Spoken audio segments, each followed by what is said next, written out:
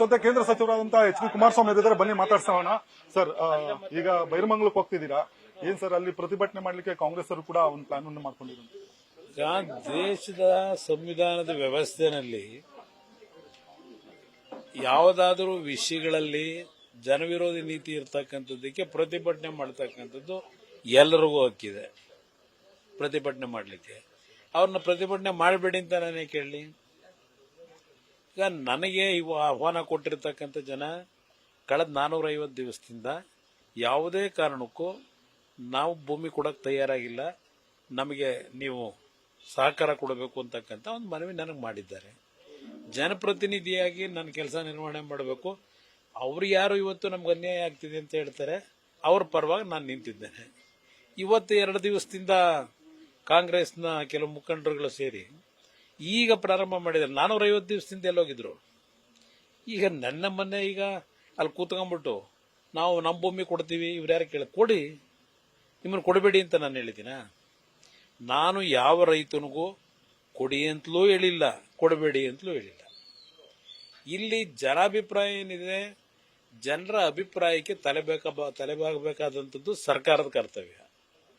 ಅವ್ರು ಏನ್ ಮಾಡ್ತಾರೆ ನೋಡೋಣಂತೆ. ಕುಮಾರಸ್ವಾಮಿ ಅವರು ಗೋಲಿಬಾರ್ ಮಾಡಿಸ್ಲಿಕ್ಕೆ ಬಂದಿದ್ದಾರೆ ಅಂತ ಹೇಳಿ ಸ್ಥಳೀಯ ಶಾಸಕರು ಬಾಲಕೃಷ್ಣ ಹೇಳಿ. ನಾನು ಎಂದೂ ಸಹ ಗೋಲಿಬಾರ್ನ ಮಾಡ್ತಕ್ಕಂಥದ್ದಕ್ಕೆ ನಾನು 2 ಅವಧಿಗೆ ಮುಖ್ಯಮಂತ್ರಿ ಇದ್ದೆ. ರಾಜ್ಯದಲ್ಲಿ ನಾನು ಇದ್ದಂತ 2 ಅವಧಿನಲ್ಲಿ ಗೋಲಿಬಾರ್ ಅಲ್ಲ, ಲಾಠಿ ಚಾರ್ಜ್ಗೂ ನಾನು ಅವಕಾಶ ಕೊಟ್ಟಿಲ್ಲ.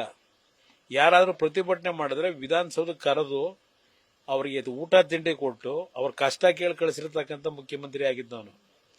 ದಿನ ಪೊಲೀಸ್ನ ಇಟ್ಕೊಂಡು ಪೊಲೀಸ್ ಸ್ಟೇಷನ್ ಅದು ಇದು ಅಂತೇಳಿ ಈಗ ಗೋಲಿಬಾರ್ ಕತೆ ಹೇಳೋರಲ್ಲ. ಇಲ್ಲೇನು ನಡೀತಿದೆ ಗೊತ್ತಿದೆ? ರಾಮನಗರ ಜಿಲ್ಲೆನಲ್ಲಿ ಆ ಪೊಲೀಸ್ ಅಧಿಕಾರಿಗಳಿಗೆ ಹಿಂಸೆ ಕೊಟ್ಟು ಯಾವ ರೀತಿ ದುರುಪಯೋಗ ಪಡಿಸ್ಕೊಂಡು ಹಿಂದೆ ಮನೆಗೆ ಕಳಿಸಿದ್ರು.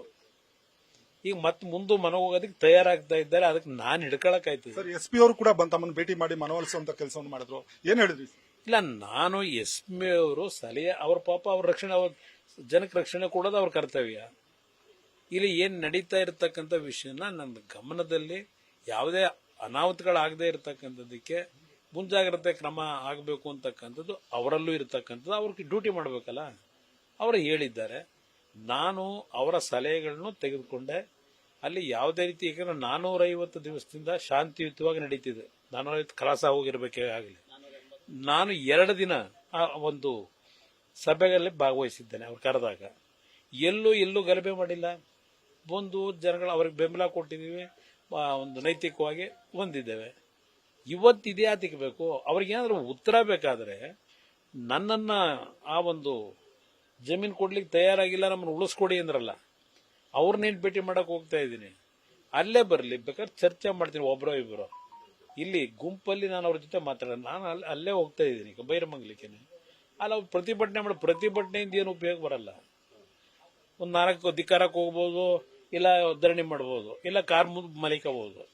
ಆದರೆ ಅವರಿಗೆ ನಿಜಕ್ಕೂ ರೈತರ ಪರ ಇದ್ರೆ, ಈಗ ಅವರೇನು ಕೂತವರಲ್ಲ, ನಾವು ಭೂಮಿ ಕೊಟ್ಟು ಹಣ ಸಂಪಾದನೆ ಮಾಡ್ಕೊಂಡು ನಾವು ಉಳಿಬೇಕು ಅಂತೇಳಿ, ಅದು ಅವ್ರಿಗೆ ಇಷ್ಟ ಇದ್ರೆ ಅವರ ಇದೇನಿದೆ ಭಾವನೆಗಳು ಚರ್ಚೆ ಮಾಡೋದಕ್ಕೆ ಬರಲಿ. ಕೊನೆ ಪ್ರಶ್ನೆ ಸರ್, ಎಲ್ಲಿವರೆಗೂ ಕಾಯ್ತೀರಾ ಸರ್? ಅಂದ್ರೆ ಇವತ್ತು ಎಲ್ಲಿವರೆಗೂ ಕಾಯ್ತೀರಾ ಸರ್? ಸಿಎಂ ಅವ್ರಿಗೆ ಆಹ್ವಾನ ಕೊಟ್ಟಿದ್ರಿ, ಎಲ್ಲಿವರೆಗೂ ಕಾಯ್ತೀರಾ ಸರ್? ನಾನು ಇವತ್ತು ಕರೆದಿದ್ದೇನೆ.